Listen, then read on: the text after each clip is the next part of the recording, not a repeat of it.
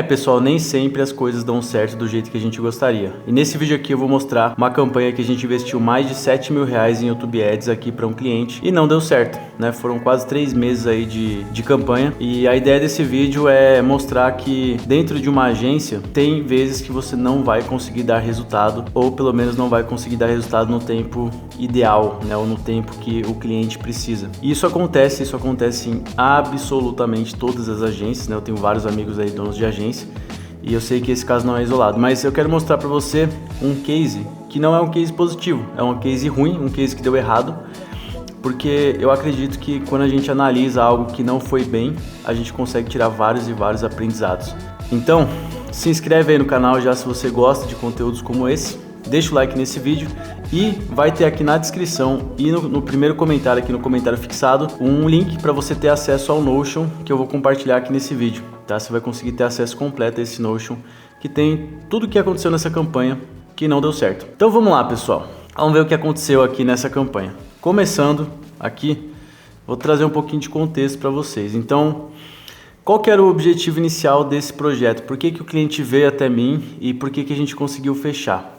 Porque eles já investiam em Meta Ads, eles já tinham bons resultados no Meta Ads, né? Eles já estavam investindo aí numa casa de R$ 80.000 por mês, mas 60, R$ 80.000 por mês mais ou menos, dependendo do mês.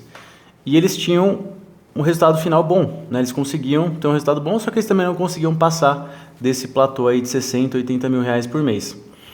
Qual que era o funil, a estratégia, tá? Então, o nicho, antes de tudo, era um nicho de emagrecimento, tá? Então, é um infoproduto, né? Um curso online, que na verdade é um desafio nesse caso, que ajudava as pessoas a emagrecerem através de uma dieta específica, tá? Apesar de ser emagrecimento, ele não tinha aquela copy super exagerada, mas também não tinha uma copy muito leve. Então, ele estava ali naquele meio termo, porque tudo que tem uma copy muito exagerada, assim, que eu vejo que passa do ponto, eu nem fecho o negócio. Eu não trabalho com absolutamente ninguém que tenha uma copy black, né, que o pessoal diga, ou até mesmo se ela for quase black, se for aquela coisa, né, mais ou menos, mas que tenha muita promessa, que eu olhe e falo, cara, isso aqui não faz sentido, isso aqui é uma mentira, eu não trabalho. Então, nesse caso, eles davam aquela forçada na copy, mas sem mentir, né, era só uma copy um pouquinho mais agressiva em alguns pontos. Beleza, então o nicho de emagrecimento, através de uma dieta lá específica. A estratégia deles era rodar um perpétuo por R$ 47, tá? Então tinha lá um perpétuo que era a entrada desse funil, tá? Não tinha uma captação de lead, era direto na venda desse perpétuo, que era um desafio. E aí depois eles tinham um produto mais caro, né? Não lembro, acho que era R$ 500 ou R$ 600, que aí era o produto que acabava dando lucro. Então, a ideia é que esse perpétuo, né, de low ticket de R$ 47, ele ficasse ali mais ou menos no 0 a 0, ou ficasse com uma margem bem baixinha, para que o produto de back, né, aquele produto de R$ 500, desse o lucro de fato para a empresa, para a campanha, beleza? Bom, o nosso papel nesse projeto era fazer os criativos, pegar criativos que eles já tinham validados no Meta, beleza? Mas fazer novos criativos, né, incluindo roteirização desses criativos e edição. Eles só faziam a gravação, né, o expert fazia a gravação desses criativos, a gente fazia o resto. E também as campanhas do Google Ads. Então, a gente teve um controle bom assim do processo, né? Só na parte de funil que a gente dava algumas sugestões, a gente tentou adaptar uma coisa ou outra, mas isso não era uma função nossa. Beleza. E tinha um ponto importante também para dizer que esse expert, ele era muito engajado em gravar criativos simples. Então, aquele cara que, a gente mandava um roteiro e ele gravava. Tinha um ponto não muito bom, que ele só gravava criativos mais simples, que era sentar, olhar para a câmera e falar. Então, quando a gente começou a mandar alguns criativos que eram um pouco mais bem produzidos, no começo a coisa funcionou, depois ela não funcionou tão bem. Ele acabou querendo focar mais nos criativos simples, né? Então, eu vou mostrar aqui porque que isso, na minha visão, foi um problema aí nesse projeto e vou mostrar todos os outros problemas também que eu enxerguei, beleza? Qual que foi a nossa estratégia nessa campanha, né, para fazer o Google Ads e o YouTube Ads funcionar bem? Cara, o primeiro mês, como a gente estava usando uma conta que era praticamente zerada, né, eles tinham investido, sei lá, menos de R$ 1.000, uma conta que realmente não tinha, praticamente em branco. Nosso primeiro mês a ideia era alimentar o algoritmo, né, a inteligência do Google, porque, cara, sem isso a coisa não funciona e no começo o Google ele é ruim, a gente já tem essa expectativa. Você começou uma campanha nova, numa conta nova, cara, vai começar esquisito, vai ter umas métricas meio nada a ver, vai aparecer em canais, né, no caso do YouTube, que não fazem sentido. Você vai olhar ali no relatório, vai ver que tá tudo meio bagunçado e com o tempo, aos poucos, ele vai entendendo quem que é aquele público, ele vai otimizando naturalmente essa entrega vai começando a ficar uma entrega de qualidade. Então nosso primeiro mês a expectativa era isso, era fazer com que a entrega passasse a ser uma entrega de qualidade, não super otimizada, mas que já começasse a ter algumas vendas, e validar alguns criativos. Então, cara, primeiro mês esses eram nossos únicos 2 objetivos. E no segundo mês a gente tinha também mais 2 objetivos, que era otimizar o CPA, então fazer com que esse resultado que a gente teve no primeiro mês fosse otimizado, fosse melhorado e validar mais criativos. Então era praticamente a mesma coisa do primeiro mês, era melhorar o resultado do primeiro mês. Só que a questão no primeiro mês a gente não tinha uma expectativa de que o CPA ia ficar bom ou quase bom. Já no segundo mês a gente queria que o CPA ficasse, cara, pelo menos quase bom. Não precisava bater a meta, mas quase bater a meta tinha que ser um sinal aí pra gente entender que a campanha estava indo bem. E por fim, no terceiro mês, a nossa ideia era alcançar o CPA, que era um CPA de 35, né? Então a gente estava vendendo produto de 47, nosso CPA ideal era de 35, algo que eles já conseguiam no Meta, entre 35, 40 mais ou menos eles conseguiam, e a gente queria replicar isso no Google, né? Então a ideia principal do projeto era quebrar aquele platô que eles tinham de 80 mil no Meta e fazer com que no Google a gente conseguisse investir mais. Ou mais que eu digo assim, tá investindo 70 mil no Meta por mês, o Google tem que conseguir investir esse mesmo 70 mil, então a gente, querendo ou não, a gente acaba dobrando o negócio do cliente, coisa que a gente já fez aqui em vários outros projetos, né? Pegar um resultado que estava sendo possível no Meta, replicar ele para o Google e aí a empresa simplesmente dobra de tamanho. E no mês 3, então, né, a ideia era alcançar esse CPA de 35 e começar a escalar. Começar a escalar nem era uma meta tão forte assim, mas pelo menos bater o CPA de 35 para que no mês 4 em diante a gente começasse a escalar de verdade. Beleza? Aí você pode estar pensando, né, se você trabalha com infoproduto, eu entendo que pode parecer muito tempo, caramba, 3 meses para começar a escalar uma campanha, mas aí é a parada do Google. O Google ele é mais lento, a não ser que você esteja disposto a queimar mais dinheiro. Se você estiver disposto a queimar bastante dinheiro no começo, a gente consegue acelerar esse aprendizado. Agora, se for para ser uma coisa mais conservadora, tipo, vamos investindo aqui para ver o que dá, não quero me arriscar muito, aí 3 meses é o tempo. É como as coisas funcionam. A gente já pegou vários clientes e a gente percebe que, cara, 3 meses nem é um tempo tão bom assim, é de 3 a 6 meses para a gente começar a ver resultado no Google, resultado consistente e resultado bom, né? Que a gente consiga bater as metas e com consistência. Beleza? Bom, quais foram os números então dessa campanha que eu separei aqui para trazer para esse vídeo? Números gerais, né? Foram 77 dias de campanha, né? Quase 3 meses aí, 2 meses e meio. A gente investiu R$ 7.081,69, faturamento de 1.551. Então, o ROAS aqui foi de 0,22. Tá? E aqui eu não cheguei a ver se teve venda do back para fazer esse vídeo aqui, mas quando eu vi assim que a gente já estava quase terminando a campanha, ainda não tinha tido nenhuma venda de back-end do produto mais caro. Então, esse faturamento realmente é do produto mais barato. Pode ser que eles ainda peguem essas compras, né, e consigam fazer aí vendas mais caras e esse ROAS melhoraria, mas o resultado que eu peguei foi esse aqui. Então, assim, olhando só essas métricas, né, para quem olha muito assim ROAS e faturamento, investimento, cara, é um número ruim, é um número bem ruim, a gente sabe disso.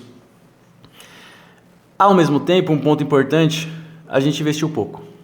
R$7.000 é muito, é pouco, cara, para um perpétuo que a gente vai ter um CPA que não é um CPA de um lead, não um lead que custa 5, 10 reais, vai ser um CPA mais caro, é pouco investimento, mas foi o que a gente conseguiu acordar com o cliente no momento. Beleza, performance, né? Métricas de performance, 631 mil impressões, Eu acabei esquecendo de trazer aqui o CPM, mas eu acho que foi R$11, se eu não me engano. Alguma coisa assim. 4.478 cliques, CPC de 1,58, o que eu considero ok, tá? Não estava caro. CTR geral de 0,71%, aqui já tem uma bandeirinha amarela, o CTR não estava tão bom, porém, eu fiz uma análise ali mais aguçada das campanhas e eu percebi que campanhas de público aberto, foi o que a gente mais rodou, porque era que estava trazendo melhor CPA. Elas tinham esse CTR mais baixo, só que no final convertia. Campanhas de público mais específico, como Custom Intent, a gente tinha um custo por clique bem mais caro, taxa de conversão mais alta também, mas no final das contas o CPA acabava ficando um pouco mais alto. E isso é um padrão do Google, tá? Isso aqui eu já vi em várias campanhas. Cara, colocou público aberto, seu CPC vai cair, seu CTR vai cair, só que às vezes compensa, muitas vezes compensa na verdade. Porque ele acaba atingindo um público mais geralzão, né? Então esse público ele é menos qualificado, só que dentro desse menos qualificado ele encontra as pessoas qualificadas e no final pode acabar dando um resultado sim, a gente já testou várias vezes. Bom, 151 checkouts, aqui começava a coisa a ficar ruim de verdade, então a gente estava pagando R$46 por checkout, né? Então esse já é um número ruim, né? Já é um número ruim porque esse era para ser o nosso CPA, tá acima do nosso CPA. Então a gente tinha um problema aqui de fazer com que esses cliques virassem checkout para depois virar compra. E aqui tem um outro ponto também que é específico do Google. Normalmente no Google você vai ter mais clique, né? Você vai ter um clique mais baixo, tá? Isso de forma geral, comparando com o Meta. Só que você vai ter uma menor taxa de connect rate, né? Que seriam taxa de pessoas que saem do anúncio e realmente entram na landing page. Normalmente essa taxa é mais baixa e acaba fazendo com que todas as taxas, né, de checkout, taxa de conversão para o checkout e taxa de conversão para compra, elas acabam sendo menores também do que no Meta muitas vezes, tá? A não ser que a conta esteja muito, muito bem otimizada e o Google começa a ser mais inteligente nesse ponto. Então foram 33 vendas, CPA de 213, né? A meta era 35, até uns 50, assim, a gente falava, cara, 50 a gente está no resultado aí que a gente consegue enxergar um potencial. E a taxa de conversão de clique para compra de 0,73%. Considerando que estamos falando de um perpétuo, que era um perpétuo de ticket bem baixo, num nicho bem amplo, num nicho bem que vende muito, que gira muito dinheiro, essa taxa de conversão aqui ela é muito baixa. E a gente pode falar, cara, então, primeira hipótese aqui, já que a gente está falando de taxa de conversão baixa e o CPC tá bom, então a landing page tá ruim, o funil tá ruim. E sim, essa é uma das hipóteses, mas não dá para dizer que essa é a única hipótese, até porque a gente tinha um funil validado no Meta. Então já vendia. Não dá para você chegar e falar, não, o funil tá ruim, ele não vende, porque sim, ele já vendia bem. Beleza? Então vamos aqui ver o diagnóstico na prática. Quais foram os problemas, assim, os principais problemas que eu mapeei dessa campanha como um todo. Primeiro problema, reprovação brutal de criativos aqui. Então 41,9% dos criativos que a gente testou foram reprovados. E cara, esse foi um problema bem grande. Então no começo a gente subiu 11 criativos validados no Meta, que eram criativos que eles já tinham, que eles já rodavam, que já vendiam bem. E cara, dos 11 criativos, só um foi aprovado no Google. Todos os outros foram reprovados. O que a gente meio que já imaginava, porque a gente sabia que a copy deles, apesar de não ser super agressiva, para o Google ela era agressiva sim. Beleza, dos 31 anúncios testados, 13 foram reprovados. Tá? Esse aqui dos anúncios que a gente fez, né, que a gente começou a escrever, depois eles mandaram mais alguns também, mas dessa outra leva de 31 anúncios aqui, 13 foram reprovados, então quase metade aí dos anúncios foram reprovados, né, 41,9%. Então assim, a gente perdeu tempo, né, entre aspas, produzindo vários criativos que acabaram não rodando. Então isso travava muito, porque a gente fazia uma leva nova. Dessa leva nova, só alguns eram aprovados. E a gente não conseguia ter um volume tão bom de teste. Esse era um primeiro ponto. e as métricas não melhoravam. Então nisso a gente ia perdendo tempo, né? Porque fazer criativo é algo que demanda um certo tempo. Por mais que a gente tinha um processo aqui até que otimizado, leva um tempo. Todas as reprovações, declarações não confiáveis, então sempre era uma questão assim da cópia, era alguma coisa que a gente falava, o jeito que a gente falava que não fluía muito bem. Lembrando que esse nicho de emagrecimento não é um nicho comum, é um nicho muito sensível, então é difícil trabalhar esse nicho no Google, sim. E aí o impacto, né, menos variações testando, menos chance de encontrar um vencedor, tá? Beleza. Problema 2. Budget, né? Verba insuficiente para a fase de aprendizado. Então, cara, para mim assim, esses foram os dois maiores problemas, tá? Tem um problema 3 aqui também, mas eu considero que foram os dois maiores, foram os criativos que a gente olhava e falava, cara, esse aqui tá muito bom. A gente não conseguia aprovar. Mesmo depois editando eles, fazendo outras versões, tirando alguns pontos que a gente achava que estavam mais críticos, não conseguia. Teve um criativo até que a gente chegou a fazer acho que umas 5 versões dele. Aí a última foi aprovada, só que a última ela tinha cortado tudo. Então tudo que era um argumento um pouquinho mais forte de cópia a gente teve que cortar. E no final ficou um criativo fraco, né? Não ficou bom. Beleza. Problema 2 então, essa parte aqui do budget insuficiente para a fase de aprendizado, né? Para sair da fase de aprendizado. Isso aqui eu não digo só da campanha aparecer lá como qualificada, né? Porque lá no Google você subiu a campanha, ele vai mostrar que a campanha está em fase de aprendizado e depois ela vai aparecer como qualificada. E por mais que a gente até tenha conseguido o qualificado lá, porque depois de 7 dias ele aparece como qualificado, a gente não tinha conversões suficientes para realmente ter uma inteligência nessas campanhas. Então, a gente teve aqui, ó, 7K dividido por 15 campanhas, tá? Então, no começo a gente fez vários testes de campanha, porém 58% dessa verba, né, do 7K foi apenas para 2 campanhas. Então, a gente tem uma tese aqui de que no Google, não é uma tese, o próprio Google ensina, a gente já testou também, é uma forma de trabalhar que a gente sabe que funciona. Que no Google, quanto mais você conseguir concentrar a verba nas melhores campanhas, melhor. Não é bom você ter várias campanhas, assim como no Meta eu vejo muita gente fazendo. Sabe, não tem essa parada de escala horizontal, que você vai fazer várias e várias e várias campanhas e aquilo vai dar certo. No Google, pra gente isso nunca funcionou, então a gente não faz isso. Então, por mais que a gente tenha feito 15 campanhas aqui, sendo elas a maioria geração de demanda, mas a gente testou um pouquinho de pesquisa também, a gente testou PMax também. Cara, no final, 60% dessa verba aqui foram para 2 campanhas de geração de demanda, tá? Que era o nosso principal objetivo, era fazer a campanha rodar com geração de demanda para depois ir para uma PMax, principalmente.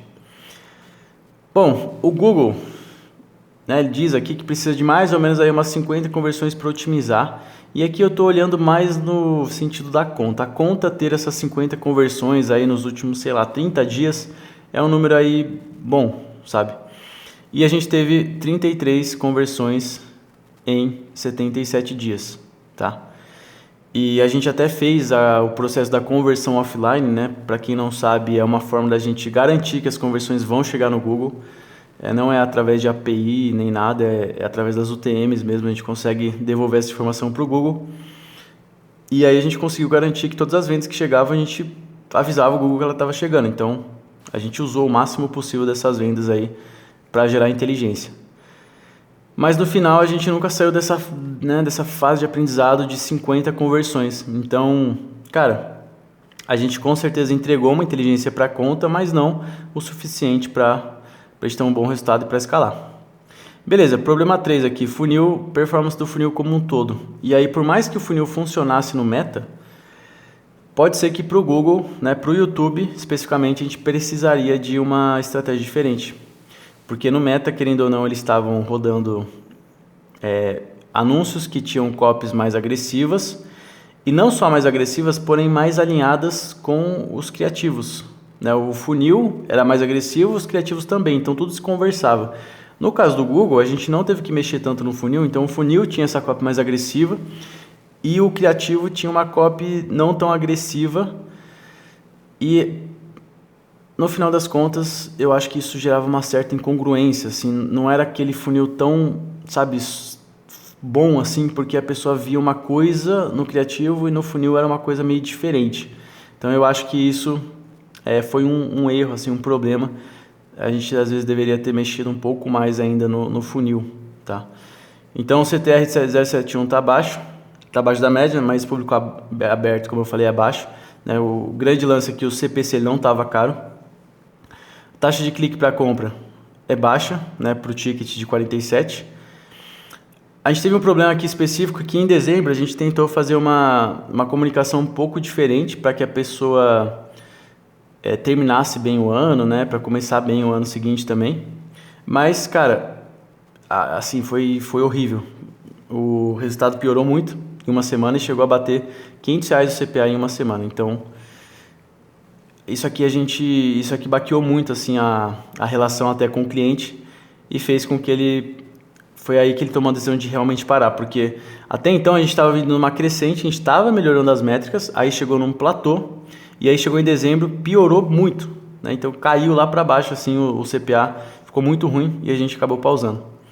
E aqui a gente trouxe 3 hipóteses, né, do porquê que esse funil talvez não tenha funcionado tão bem. E a primeira hipótese o público do YouTube não estava pronto para comprar no impulso, assim como no Meta. Então a gente não conseguiu gerar isso, ou o público, esse tipo de público para esse produto, a gente não ia conseguir vender tanto assim no impulso. Eu acho que não é tanto esse ponto, tá?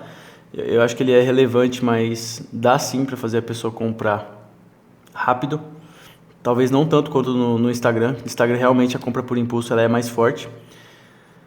Hipótese 2, criativos não eram adequados para formato plataforma, né? Então a gente tentou fazer criativos um pouco diferentões, pensando para o YouTube, e a gente teve uma certa resistência do Expert para gravar alguns desses criativos. Então ele queria sentar, ligar a câmera e começar a falar, né? E na nossa experiência, para o YouTube principalmente, esse não é o melhor caminho, a gente precisa testar formatos diferentes. E a hipótese 3 é que landing pages precisavam de adequação, então realmente a landing page, né, para conversar melhor com o criativo, a gente precisava fazer mais testes, tá? E aqui eu trouxe um print aqui do próprio Google, né, tem a fonte até, se você quiser esse Notion é só colocar o e-mail aqui no link que está no comentário e na descrição. E aqui tem esse print aqui com o link aqui do suporte do Google explicando, né, por que as campanhas flutuam, né, o resultado dela flutua durante a fase de aprendizagem. E aí o Google explica, né, por que isso acontece. Ele fala aqui, frequentemente referido à fase de aprendizagem, pode demorar até cerca de 50 eventos de conversões ou 3 ciclos de conversões para que a estratégia de lance seja calibrada em função do novo objetivo. Então a gente não alcançou essas 50 vendas na conta e muito menos numa campanha só. Ele até fala aqui, é importante ter paciência durante essa fase e evitar fazer alterações significativas nas definições da campanha, uma vez que isso pode interromper o processo de aprendizagem e adiar o momento que o sistema alcança o desempenho ideal. Então o Google ele tem uma parada que é meio que assim, você tem que deixar ele rodar. Só que eu vejo que principalmente no mercado de infoproduto, que as pessoas querem o resultado muito rápido e que o Meta acaba entregando isso, é difícil colocar essa mentalidade na cabeça da pessoa, né, para fazer o Google rodar. Normalmente as pessoas não têm paciência e elas acham que estão perdendo dinheiro e elas começam a ficar preocupadas com isso e acaba não indo até o final. Mas quem vai até o final, quem testa até conseguir, são as pessoas que acabam tendo um resultado muito bom no Google e às vezes até melhor que no Meta. Bom, para finalizar aqui, o que eu faria de diferente hoje, tá? Primeiro, alinhar a melhor expectativa de investimento com o cliente. Então, eu conversaria melhor com ele para falar assim, seguinte, cara, a gente precisa de 20, 30k para testar no Google. E aí, a grande verdade é que não dá para dar garantia de retorno. Tipo, não que seja uma aposta, porque uma aposta você está contando só com a sorte, mas ao mesmo tempo eu não posso seria uma mentira chegar pro cara e falar, 20 mil é de certeza que a gente vai rodar, porque a gente não sabe todos os percalços que a gente vai ter durante o processo. Tá, mas eu alinharia melhor, a gente precisa de 20k. Cara, você tem essa verba aí para queimar? É meio que isso, você tem essa verba aí que se a gente não conseguir um resultado bom, ela não vai fazer falta? Então beleza, 20k. Aqui eu até falei que precisava de uma grana que demorava para funcionar, eu sempre faço esse alinhamento com os clientes, mas eu não fui específico falando 20k. Então eu acho que trazer uma métrica já nesse início é algo que com certeza eu vou melhorar aqui nas próximas parcerias que a gente fechar. Outra coisa, fase de aprendizado mais teste de criativo, né? Então alinhar por que precisaria desse tempo de 90 dias e dos 20k, né? Explicar por quê. Menos campanhas, em vez de 15 campanhas, focaria em 3 a 5 no máximo. Eu não vejo que esse foi um erro tão grande, porque a gente concentrou muita verba em 2 campanhas só, então a gente meio que fez isso, só que ao mesmo tempo não precisava ter criado as 15 campanhas, não precisava ter testado o PMax, não era hora de ter testado o PMax também, então acho que a gente podia ter feito algo mais enxuto. Validar criativos no Meta, isso a gente tentou fazer com eles, mas o processo meio que não funcionou, né? O fluxo não funcionou tão bem, que era o quê? Rodar o criativo no Meta, validar lá antes e depois trazer para o Google. Por quê? Porque no Google a gente tinha menos investimento, a gente tinha uma conta que era menos inteligente e no Meta o resultado o feedback na verdade costuma ser mais rápido. Então, eu sempre falo, é mais barato testar no Meta e depois levar para o Google. E como no caso deles a gente estava fazendo só criativo vertical, né, focado muito mais nos shorts, dava para rodar tudo lá no Meta e depois trazer para o Google, mas a gente não conseguiu fazer isso tão bem. A gente fez com alguns criativos, outros não. Alguns rodaram inclusive bem no Meta, a gente conseguiu ter resultados bons com os nossos criativos no Meta, mas eles acabaram não rodando todos os criativos que a gente fez. Funil com vídeo de vendas, então aqui na verdade seria, cara, testar funis diferentes, fazer mudanças um pouco mais estruturais na copy do funil mesmo, porque eu acho que elas não estavam tão adequadas assim para os criativos que a gente estava fazendo. E aí um dos testes podia ser um teste com algum vídeo, né? Porque a gente estava com uma página que era texto puro, texto e imagem. E eu acredito que seria bom a gente ter um vídeo, testar um funil com um vídeo para ver se a gente conseguiria converter mais esse público aqui do YouTube. E aí nicho, isso aqui é um aprendizado assim que não é uma novidade para mim, eu já sou bem chato com isso, mas mais uma vez eu tenho que me lembrar aqui que, cara, alguns nichos são mais complicados de trabalhar, às vezes não vai fazer tanto sentido, mas eu acho que o ponto principal é, cara, beleza, eu rodar um nicho de emagrecimento, por exemplo, mas eu tenho que olhar aquela copy e falar, cara, essa copy ela tá bem de boa, eles estão trabalhando isso de uma forma bem leve, né, que venda, que seja persuasivo, claro, mas que seja muito real, assim, que não tenha nenhuma meia-verdade ou não tenha uma promessa muito agressiva. E eu sei que para muita gente isso é quase impossível, né, de ter resultado assim. As pessoas... existe a crença de que você precisa ter uma copy muito agressiva para ter resultado, mas eu não acredito tanto nisso. Eu literalmente não acredito nisso, na verdade. Eu acho que tem outras formas de trabalhar. Não é tão fácil, é mais difícil de fato. Se você simplesmente prometer mundos e fundos lá para a pessoa, as pessoas acreditam e continuam vendendo até hoje. Mas eu acredito que usando a criatividade é possível vender e vender mais ainda, independente do nicho. Então, se eu fosse pegar um nicho, fechar um cliente, né, que tem um nicho, por exemplo, como emagrecimento, eu iria olhar muito esse lado, o quanto que eles são agressivos na copy e o quanto que aquilo tem chance de dar problema no Google. Bom, então esse wrapping up aqui, né, resumindo, principais lições aqui de todas que eu tirei, tomar cuidado com esses nichos sensíveis que têm a copy mais agressivas, né, e aqui muito mais com a copy, com a forma que a empresa trabalha, com a cultura da empresa do que com o nicho em si. E por fim, paciência e verba para perpétuos mais 90 dias ou mais. Então, cara, eu já tive resultados assim muito bons para captação de lead, que a gente conseguiu otimizar a conta do Google muito rápido. Só que aí eu tinha um lead, que é uma ação muito mais simples e muito mais barata de conseguir, então a conta ela vai se otimizando mais rápido, muito mais fácil de conseguir aquelas 50 conversões inclusive. Então, vai trabalhar perpétuo? Cara, tenha paciência, alinhe a expectativa com o cliente e tenha verba. Então, esses são os aprendizados que eu vou colocar na minha cabeça aqui depois desse projeto. Beleza? Dessa campanha aqui que não deu certo. Então, esse é o vídeo de hoje, espero que você tenha gostado. Então, lembrando, né, por fim, quer ter acesso a esse Notion, tem aqui embaixo o link, né, no comentário ou na descrição. Você pode baixar esse Notion e ter acesso imediato, beleza? E é isso. Gostou? Não esquece de se inscrever se você não tiver inscrito, deixar o like. Valeu e até a próxima.